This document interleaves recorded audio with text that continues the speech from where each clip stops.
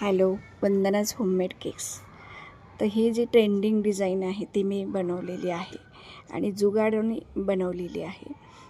Wafer papers याला वापरतात बऱ्याच ठिकाणी, पण कुणाला आवडत नाहीत, कुणाला आवडतात. त्यामुळं मग मी हे क्रीममध्येच डिझाईन क्रिएट केलेली आहे.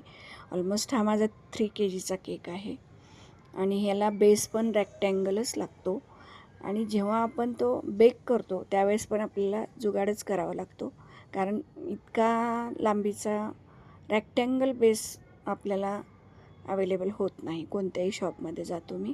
तर मी किंवा माझ्यासारखे होमबेकरना नक्कीच समजेल की काय जुगाड केला मी चौकोनी ह्याच्यामध्ये मी बेक केला, स्क्वेअर मोल्डमध्ये, आणि त्याला ॲप्लाय केला मी इथं.